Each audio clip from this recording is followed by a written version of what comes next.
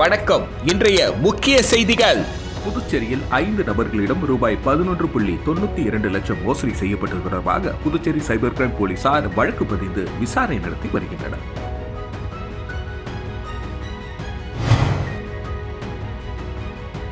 புதுச்சேரியில் BR படிப்பிற்கான விண்ணப்பங்கள் வரவேற்கப்படுவதாக சென்டாக் அறிவித்துள்ளது. புதுச்சேரி அரசின் அலுவல் விதிகளில் காலத்திற்கேற்ப மாற்றம் செய்ய முடிவு செய்யப்பட்டுள்ள தலைமைச் செயலரை சேர்மனாக கொண்டு புதிய உயர்மட்ட கமிட்டி அமைக்கப்பட்டுள்ளது.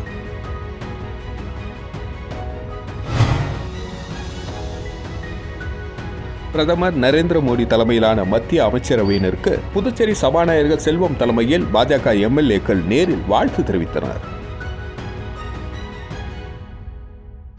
புதுச்சேரியில் 5 நபர்களிடம் ரூபாய் 11.92 லட்சம் மோசடி செய்யப்பட்டது தொடர்பாக புதுச்சேரி சைபர் கிரைம் போலீசார் வழக்கு பதிந்து விசாரணை நடத்தி வருகின்றனர். புதுச்சேரி அரவிந்தர் வீதியைச் சேர்ந்த நாராயணன் என்பவரை மர்ம நபர் தொடர்பு கொண்டு பங்கு சந்தையில் முதலீடு செய்து அதிக லாபம் பெறலாம் என கூறியுள்ளார். இதை நம்பி நாராயணனும் மர்ம நபர் வழங்கிய ஆப்பில் ரூபாய் 3.69 லட்சத்தை முதலீடு செய்து ஏமாந்துள்ளார். இதேபோல் ரெயின்போ நகர் பகுதியைச் சேர்ந்த சஞ்சய் ஜெயின் என்பவரும் மர்ம நபர் கொடுத்த லிங்க் மூலம் பங்கு சந்தையில் முதலீடு செய்து ரூபாய் 3.90 லட்சத்தை இழந்துள்ளார். காரைக்கால் பகுதியை சேர்ந்த கோமதி என்பவரை மர்ம நபர் தொடர்பு கொண்டு வீட்டில் இருந்தபடி ஆன்லைன் மூலம் அதிக பணம் சம்பாதிக்கலாம் என்று கூறியுள்ளார். இதை நம்பி கோமதியும் ரூபாய் 2.90 லட்சத்தை முதலீடு செய்து மோசடி கும்பலிடம் ஏமாந்துள்ளார். மாகே பகுதியை சேர்ந்த மினி வலசராஜன் ரூபாய் 1.30 லட்சம் மற்றும் திருபுவனை பகுதியை சேர்ந்த விஜயகுமார் ரூபாய் 13,000 இணைய வழி மோசடியில் பணத்தை இழந்துள்ளார். மேற்கூறிய நபர்கள் 5 நபர்கள் ரூபாய் 11.92 லட்சத்தை மோசடி கும்பலிடம் இழந்துள்ளனர். புகார்களின் பேரில் சைபர் கிரைம் போலீசார் வழக்கு பதிந்து விசாரணை நடத்தி வருகின்றனர். புதுச்சேரியில் BR படிப்பிற்கான விண்ணப்பங்கள் வரவேற்கப்படுவதாக சென்டாக் அறிவித்துள்ளது. சென்டாக் மூலம் BR படிப்பிற்கான விண்ணப்பங்கள் பெறப்பட்டு அதன் அடிப்படையில் கலந்தாய்வு மூலம் படிப்பிற்கான இடங்கள் விதிமுறைகள் படி தகுதியான மாணவ மாணவிகளுக்கு வழங்கப்பட்டு வருகின்றன. அதன்படி நிகழாண்டிற்கான BR படிப்பிற்கான விண்ணப்பங்களை சம்பந்தப்பட்டோர் சென்டாக் இணையதளத்தில் விண்ணப்பிக்கலாம். ஏற்கனவே ஜூன் 22ஆம் தேதி வரையில் தனியார் பொறியியல் கல்லூரிகளில் வழக்கமான பொறியியல் பிரிவுகளில் உள்ள 4,000க்கும் அதிகமான இடங்களை நிரப்புவதற்கான விண்ணப்பங்கள் அளிக்க கோரப்பட்டிருந்தது. தற்பொழுது அதனுடன் BR படிப்பில் சேருவோர் தேசிய கட்டடவியல் திறனறி தேர்வு அல்லது JEE ஸ்கோர் மதிப்பெண்ணுடன் புதியதாக விண்ணப்பிக்கலாம் என குறிப்பிடப்பட்டுள்ளது. புதுச்சேரி அரசு அலுவல் விதிகளில் காலத்திற்கேற்ப மாற்றம் செய்ய முடிவு செய்யப்பட்டுள்ள தலைமை செயலரை சேர்மனாக கொண்டு புதிய உயர்மட்ட கமிட்டி ஏற்படுத்தப்பட்டுள்ளது. புதுச்சேரி அரசு செயல்படும் விதம் குறித்து கடந்த 1963ஆம் ஆண்டு இயற்றப்பட்ட புதுச்சேரி அரசு அலுவல் விதிகள் எடுத்துரைக்கின்றது. முதல்வர், அமைச்சர்கள், MLAக்கள் உள்ள அதிகாரங்கள், அரசு துறைகள் எப்படி செயல்பட வேண்டும் என்று இந்த அரசு அலுவல் விதிகள் பட்டியலிடுகின்றன. இது மட்டுமின்றி நிதித்துறை, சட்டத்துறைகளில் பொறுப்புகள், மத்திய அரசு, சுப்ரீம் கோர்ட், ஹைகோர்ட் ஆணைகளின் போது அரசு எப்படி செயலாற்ற வேண்டும் என்றும் அரசு அலுவல் விதிகள் தெளிவாக எடுத்துரைக்கின்றன. கடந்த 1963ஆம் ஆண்டு உள்துறை மூலம் பார்லிமெண்டில் இயற்றப்பட்ட இந்த புதுச்சேரி அரசின் அலுவல் விதிகளில் காலத்திற்கேற்ப திருத்தங்களை ஏற்படுத்த புதுச்சேரி முடிவு செய்துள்ளது. இதற்காக தலைமை செயலர் சரத் சவுகான் சேர்மனாக கொண்டு புதிய உயர்மட்ட கமிட்டி ஏற்படுத்தப்பட்டுள்ளது. இந்த கமிட்டி 3 மாதத்திற்குள் தன்னுடைய அறிக்கையை தாக்கல் செய்ய உத்தரவிடப்பட்டுள்ளது. இந்த அறிக்கை கிடைத்ததும் உள்துறை வாயிலாக பார்லிமெண்டிற்கு அனுப்பி வைக்கப்பட உள்ளது. பிரதமர் நரேந்திர மோடி தலைமையிலான அமைச்சரவையில் இடம்பெற்றுள்ள மத்திய அமைச்சர்களை சபாநாயகர் செல்வம் தலைமையில் பாஜக MLAக்கள் நேரில் சந்தித்து வாழ்த்து தெரிவித்தனர். மக்களவைத் தேர்தலில் பாஜக கூட்டணி வெற்றி பெற்று ஆட்சி அமைத்துள்ளது. இதனைத் தொடர்ந்து நரேந்திர மோடி 3வது முறையாக பதவியேற்றுக் கொண்டார். இந்த நிலையில் நரேந்திர மோடியின் அமைச்சரவையில் இடம்பெற்று மத்திய அமைச்சர்களாக பொறுப்பேற்றுக் கொண்ட மத்திய அமைச்சர்கள் கிஷன் ரெட்டி, L. முருகன், அர்ஜுன் ராம் மேக்வால் ஆகியோரை புதுச்சேரி சட்டப்பேரவைத் தலைவர் செல்வம் தலைமையில் முதலமைச்சரின் பாராளுமன்ற செயலர் ஜான்குமார் MLA, சட்டமன்ற உறுப்பினர்கள் ரிச்சர்ட் ஜான்குமார், ராமலிங்கம் மற்றும் பாஜக மாநில செயலாளர்கள் ஜெயக்குமார், ரத்னவேல், மாநில விவசாய அணி தலைவர் ராமு ஆகியோர் நேரில் சந்தித்து மத்திய அமைச்சர்களுக்கு வாழ்த்து தெரிவித்தனர்.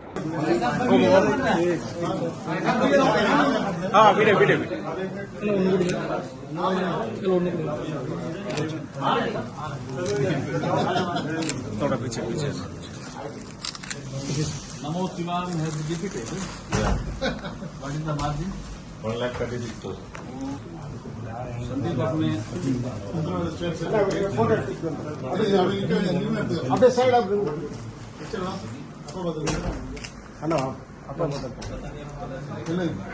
மருந்து பாதுகாப்பில் புதுவை சுகாதாரத்துறை உயர் தரத்தை நிலைநிறுத்தி வருவதாக சுகாதாரத்துறை இயக்குநர் டாக்டர் ஸ்ரீராமுலு தெரிவித்துள்ளார். புதுச்சேரி சுகாதாரத்துறை இயக்குநர் டாக்டர் ஸ்ரீராமுலு வெளியிட்டுள்ள செய்திக்குறிப்பில், புதுச்சேரி ராஜீவ்காந்தி அரசு பெண்கள் மற்றும் குழந்தைகள் மருத்துவமனையில் அண்மையில் வழங்கப்பட்ட அமாக்சின் உலர் பவுடர் மருந்தின் காலாவதி தேதி ஜூன் 30 என இருந்தது. ஆகவே குறிப்பிட்ட காலாவதி தேதிக்கு முன்னர் தான் மருந்தின் செயல்திறன் மற்றும் நுகர்வோருக்கான பாதுகாப்பு முற்றிலும் உறுதி செய்யப்பட்டது. மருந்தின் காலாவதி தேதியானது முழு ஆற்றல் மற்றும் பாதுகாப்பிற்காக தான் உற்பத்தியாளரால் உத்தரவாதம் அளிக்கப்பட்ட காலக்கெடுவை குறிப்பதாக உள்ளது. ஜூன் 24 என மருந்து லேபிளில் குறிப்பிடும் போது அது அந்த குறிப்பிட்ட தேதி வரையில் இருக்கும் நோயாளியின் பாதுகாப்பு மற்றும் மருந்து பராமரிப்பு ஆகியவற்றில் புதுவை சுகாதாரத்துறை உயர் தரத்தை நிலைநிறுத்தி வருகிறது. அனைத்து மருந்துகளும் அரசின் அங்கீகாரம் பெற்ற ஆய்வகங்கள் மூலம் தரம் மற்றும் ஆற்றல் குறித்து சரியான பரிசோதனைக்கு பிறகே கொள்முதல் செய்யப்படுகின்றன. அனைத்து மருந்துகளின் கையிருப்புகளின் காலாவதி தேதி தகுந்த நேரத்தில் சரிபார்க்கப்படுகிறது என குறிப்பிடப்பட்டுள்ளது. புதுச்சேரி லாஸ்பேட்டை பகுதியில் குடும்ப சண்டையை தட்டி கேட்ட முதியவரை 2 நண்பர்கள் சேர்ந்து அடித்து கொலை செய்த சம்பவம் பரபரப்பை ஏற்படுத்தியுள்ளது. புதுச்சேரி திலாஸ்பேட்டை ஐயனார் கோவில் வீதியை சேர்ந்தவர் ரவி முன்னாள் பாப்ஸ்கோ ஊழியர். மனைவி இறந்த நிலையில் குழந்தைகள் இல்லாததால் தனியாக வசித்து வந்தார். இதேபோல் மதுரையை சேர்ந்தவர் தினேஷ்குமார் என்கிற அமாவாசை. இவரது நண்பர் முகமது ஃபைசல். இருவரும் புதுவையில் உள்ள ஓட்டல் ஒன்றில் வேலை பார்த்து வருகின்றனர். இருவரும் தற்பொழுது ரவியின் வீட்டருகே வீடு எடுத்து தங்கியுள்ளனர். தினேஷ்குமார் தனது மனைவியுடன் கீழ்த்தளத்திலும் முகமது ஃபைசல் தனியாக முதலாவது தளத்திலும் குடியிருந்து வருகின்றனர். இந்த நிலையில் நேற்று இரவு தினேஷ்குமாருக்கும் அவரது மனைவிக்கும் இடையில் குடும்ப தகராறு ஏற்பட்டுள்ளது. அப்பொழுது வாசலில் படுத்து இருந்த ரவி தட்டி கேட்டதாக கூறப்படுகிறது. இதில் தினேஷ்குமாருக்கு ஆதரவாக அவரது நண்பர் முகமது ஃபைசல் வந்துள்ளார். இருவரும் கட்டையை எடுத்து ரவியை சரமாரியாக தாக்கியதில் ரவி சம்பவ இடத்திலேயே மயங்கி விழுந்து உயிரிழந்துள்ளார். இதுகுறித்து தகவல் அறிந்த சம்பவ இடத்திற்கு விரைந்து வந்த கோரிமேடு போலீசார் இருவரையும் கைது செய்து விசாரணை மேற்கொண்டு வருகின்றனர்.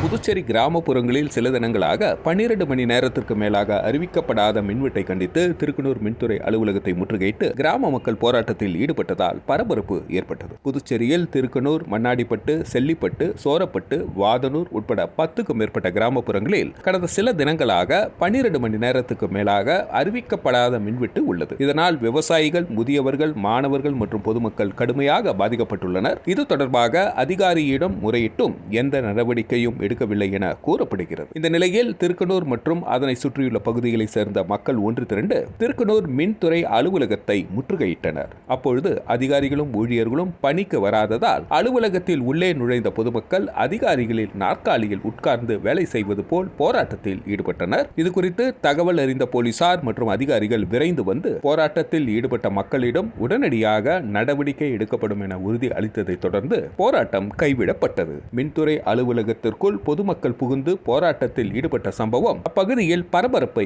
ஏற்படுத்தியுள்ளது.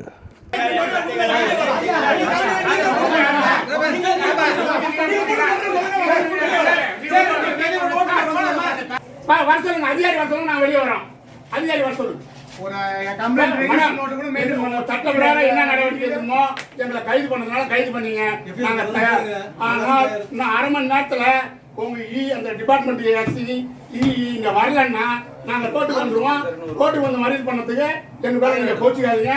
புதுச்சேரியில் கடந்த மார்ச் மாதம் வாய்க்காலை சீரமைக்கும் பணியின் பொழுது ஏற்பட்ட விபத்தில் உயிரிழந்த 5 தொழிலாளர்களின் குடும்பத்திற்கு தலா 10 லட்சம் நிதி உதவியினை முதல்வர் ரங்கசாமி வழங்கினார். புதுச்சேரியில் கடந்த மார்ச் மாதம் தேங்காய்த்திட்டு மரப்பாலம் மின் நிலையம் சுற்றுச்சூழல் ஒட்டியுள்ள வாய்க்காலை தூர்வாரும் பணியின் பொழுது ஏற்பட்ட விபத்தில் 5 தொழிலாளர்கள் உயிரிழந்தனர். 3 நபர்கள் படுகாயமடைந்தனர். இந்த நிலையில் உயிரிழந்த 5 தொழிலாளர்களின் குடும்பத்தினருக்கு தலா 10 லட்சம் வீதம் என 50 லட்சத்தை பாதிக்கப்பட்ட குடும்பத்தினருக்கு முதல்வர் ரங்கசாமி இன்று வழங்கினார். மேலும் காயமடைந்த 3 நபர்களில் குடும்பத்தினருக்கு தலா 3 லட்சம் வழங்கினார். இந்த நிகழ்ச்சியின் பொழுது அமைச்சர் லட்சுமி நாராயணன், சட்டமன்ற உறுப்பினர் சம்பத் உட்பட அதிகாரிகள் உடனிருந்தனர். புதுச்சேரி நெல்லித்தோப்பில் ஓடும் பைக் திடீரென்று தீப்பிடித்து எரிந்ததால் பரபரப்பு ஏற்பட்டது. தீயணைப்பு வீரர்கள் விரைந்து வந்து தீயை அணைத்து பெரும் விபத்தை தடுத்தனர். புதுச்சேரி நெல்லித்தோப்பு மீன் மார்க்கெட் எதிரில் இந்திரா காந்தி சிலையில் இருந்து புதுச்சேரி நோக்கி சூர்யா என்பவர் தனது பைக்கில் வந்து கொண்டிருந்தார். அப்பொழுது திடீரென்று பைக் தீப்பிடித்தது. உடனே பைக்கை நிறுத்திவிட்டு கீழே இறங்கிய சூர்யா என்ன செய்வதென்று திகைத்து நின்றார். இதனால் அப்பகுதியில் பரபரப்பு ஏற்பட்டது. இதுகுறித்து தகவல் அறிந்தவுடன் உருளையம்பேட்டை காவல் நிலையத்திலிருந்து காவலர்கள் மற்றும் தீயணைப்புத்துறை வீரர்கள் வந்தனர். இதையடுத்து தீயணைப்பு வீரர்கள் உடனடியாக தீயை அணைத்தனர். இதனால் பெரும் விபத்து ஏற்படாமல் தடுக்கப்பட்டது.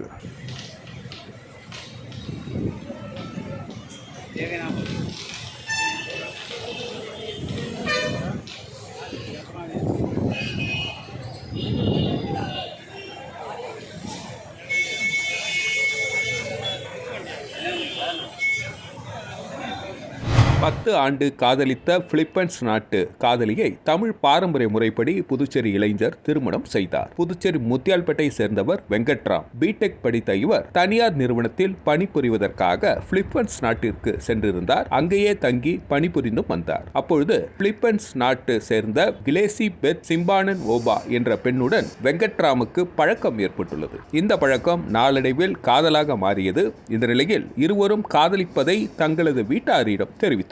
இதற்கு இரு வீட்டார்களும் சம்மதம் தெரிவித்தனர். இதனையடுத்து 10 ஆண்டு காதல் வாழ்க்கை திருமண வாழ்க்கையாக முடிவு செய்யப்பட்டு புதுச்சேரியை சேர்ந்த வெங்கட்ராமுக்கும் பிலிப்பைன்ஸ் நாட்டை சேர்ந்த கிலேசி பெத் சிம்பானன் ஒபாவுக்கும் திருமணம் நிச்சயிக்கப்பட்டது. அதன்படி இன்று புதுச்சேரி முத்தியால்பேட்டை அருள்மிகு பொன்னு மாரியம்மன் ஆலயத்தில் தமிழ் பாரம்பரிய முறைப்படி திருமணம் நடைபெற்றது. இதில் மணப்பெண் தமிழ் முறைப்படி கூரை சேலை கட்டி புரோகிதர் வைத்து மந்திரங்கள் ஓத சாஸ்திரம் சம்பிரதாயத்துடன் திருமணம் நடைபெற்றது. இதில் இரு வீட்டார்கள், உறவினர்கள், நண்பர்கள் மற்றும் பொதுமக்கள் என அனைவரும் திரளாக கலந்து கொண்டு மணமக்களை வாழ்த்தினர். பிலிப்பைன்ஸ் நாட்டிலிருந்து பெண்ணின் உறவினர்கள் திருமணத்தை காணும் வகையில் இணையதளம் மூலமாக நேரடி காட்சிகளும் ஏற்பாடு செய்யப்பட்டிருந்தது குறிப்பிடத்தக்கதாகும்.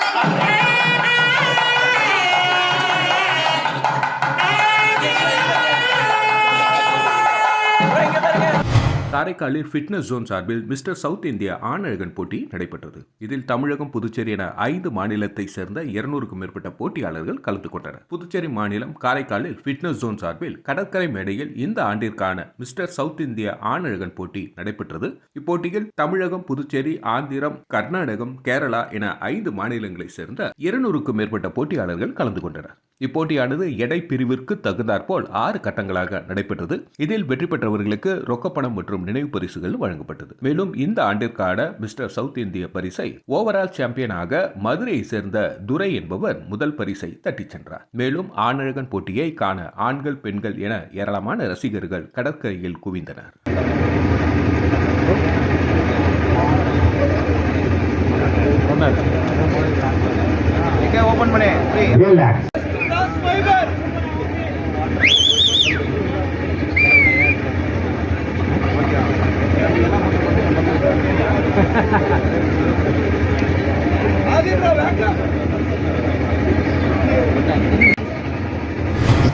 புதுச்சேரி மாநிலத்தின் முன்னாள் முதல்வரும் மாநில கழகத்தின் முன்னாள் அமைப்பாளருமான ஆர்.வி. ஜானகிராமன் அவர்களின் 5ஆம் ஆண்டு நினைவு தினத்தை முன்னிட்டு சட்டமன்ற எதிர்க்கட்சித் தலைவர் ரா. சிவா தலைமையில் ஜானகிராமனின் திருவுருவப்படத்திற்கு திமுகவினர் மலர் தூவி மரியாதை செலுத்தினர். புதுச்சேரி மாநிலத்தின் முன்னாள் முதல்வரும் மாநில கழகத்தின் முன்னாள் அமைப்பாளருமான ஆர்.வி. ஜானகிராமன் அவர்களின் 5ஆம் ஆண்டு நினைவு தினம் இன்று அனுசரிக்கப்பட்டது. தலைமை செயற்குழு உறுப்பினர் ஜே.வி.எஸ். சரவணன் மற்றும் ஜானகிராமன் குடும்பத்தினர் ஏற்பாட்டின் பேரில் ஆம்பூர் சாலையில் உள்ள அண்ணா இல்லத்தில் அலங்கரித்து வைக்கப்பட்டிருந்த ஜானகிராமன் திருவுருவப்படத்திற்கு திமுக அமைப்பாளரும் சட்டமன்ற எதிர்க்கட்சி தலைவருமான ரா. சிவா தலைமையில் திமுகவினர் மலரஞ்சலி செலுத்தினர். இந்த நிகழ்ச்சியில் முன்னாள் முதலமைச்சர் நாராயணசாமி, அவைத்தலைவர் சிவக்குமார், சட்டமன்ற உறுப்பினர்கள் அனிபால் கண்ணடி, செந்தில்குமார், சம்பத் உள்ளிட்ட கழக நிர்வாகிகள் ஏராளமானோர் கலந்து கொண்டு ஜானகிராமனின் திருவுருவப்படத்திற்கு மலர் தூவி மரியாதை செலுத்தினர்.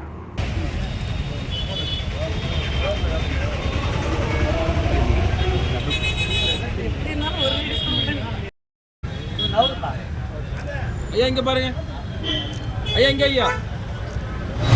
சேந்தனூர் கிராமத்தில் அமைந்துள்ள பாலாமுத்து மாரியம்மன் ஆலயத்தில் நடைபெற்ற கும்பாபிஷேக விழாவில் திரளான பக்தர்கள் பங்கேற்று சாமி தரிசனம் செய்தனர். நெட்டப்பாக்கம் அருகே உள்ள தமிழக பகுதியான சேந்தனூர் கிராமத்தில் எழுந்தருளியுள்ள ஸ்ரீ பாலமுத்து மாரியம்மன் ஆலயத்தில் மகா கும்பாபிஷேகம் சிறப்பாக நடைபெற்றது. முன்னதாக விக்னேஸ்வர பூஜை, கணபதி ஹோமம், நவகிரக ஹோமம், வாஸ்து சாந்தி முதல் 2, 3 மற்றும் 4ஆம் யாகசாலை பூஜைகள் ஆகியன நடைபெற்றது. முக்கிய நிகழ்வாக காலை 10 மணிக்கு கடம் புறப்பாடு நடைபெற்று முத்து மாரியம்மன் விமான கலசத்திற்கு புனித நீர் ஊற்றப்பட்டது. இவ்விழாவில் விழுப்புரம் சட்டமன்ற உறுப்பினர் லட்சுமணன் எம்எல்ஏ கலந்து கொண்டு சாமி தரிசனம் செய்தார். தொடர்ந்து ஸ்ரீ கணபதி, பாலமுருகன், நவகிரகம் உள்ளிட்ட பரிகார மூர்த்திகளுக்கு புனித நீர் ஊற்றப்பட்டது. கும்பாபிஷேக விழாவில் சேந்தனூர் மற்றும் சுற்றுப்புற பகுதிகளைச் சேர்ந்த திரளான பொதுமக்கள் கலந்து கொண்டனர்.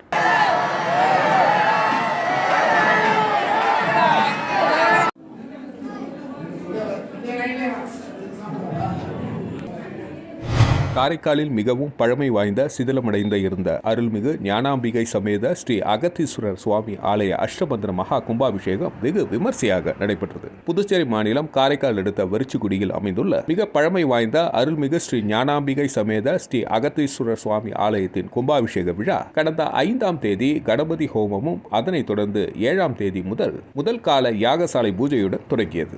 இன்று 6ஆம் கால யாகசாலை பூஜை மகா பூர்ணாகுதியுடன் நடைபெற்று கடம் புறப்பாடு நடைபெற்றது. யாகசாலையில் பூஜித்த புனித நீர் அடங்கிய கலசங்களை சிவாச்சாரியர்கள் ஏந்தி ஆலயத்தை வலம் வந்த பொழுது வேத மந்திரங்கள் ஓத, மங்கள வாத்தியங்கள் முழங்க ஆலய விமானங்களுக்கு மகா கும்பாபிஷேகம் சிறப்பாக நடைபெற்றது. தொடர்ந்து மகா தீபாரதனை நடைபெற்றது. தொடர்ந்து ஸ்ரீ அகத்தீஸ்வரர் சுவாமி, ஸ்ரீ ஞானாம்பிகை அம்மன் உள்ளிட்ட மூலவர்களுக்கு மகா கும்பாபிஷேகமும் மகா தீபாரதனையும் நடைபெற்றது. கும்பாபிஷேக விழாவில் புதுச்சேரி அமைச்சர் திருமுருகன், சட்டமன்ற உறுப்பினர் சந்திரபிரியங்கா, திருப்பணிக்குழு, அறங்காவலர் குழு நிர்வாகிகள் உள்ளிட்டோர் ஆயிரக்கணக்கான பக்தர்கள் கலந்து கொண்டு சாமி தரிசனம் செய்தனர்.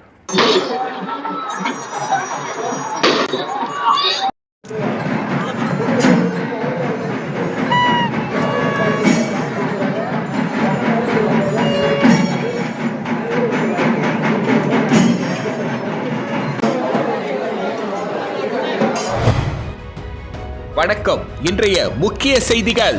புதுச்சேரியில் 5 நபர்களிடம் ரூபாய் 11.92 லட்சம் மோசடி செய்யப்பட்டது தொடர்பாக புதுச்சேரி சைபர் கிரைம் போலீசார் வழக்கு பதிந்து விசாரணை நடத்தி வருகின்றனர்.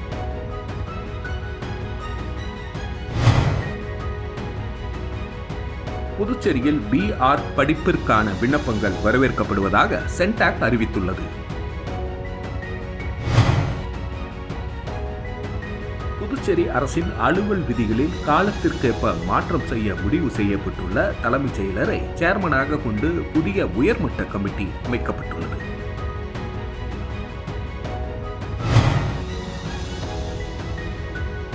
பிரதமர் நரேந்திர மோடி தலைமையிலான மத்திய அமைச்சரவையினருக்கு புதுச்சேரி சபாநாயகர் செல்வம் தலைமையில் பாஜக எம்எல்ஏக்கள் நேரில் வாழ்த்து தெரிவித்தனர். இத்துடன் செய்திகள் நிறைவடைகிறது. நன்றி, வணக்கம். செய்திகளை உடனுக்குடன் தெரிந்து கொள்ள கிரியேட்டிவ் மீடியா யூடியூப் சேனலை சப்ஸ்கிரைப் செய்து கொள்ளுங்கள்.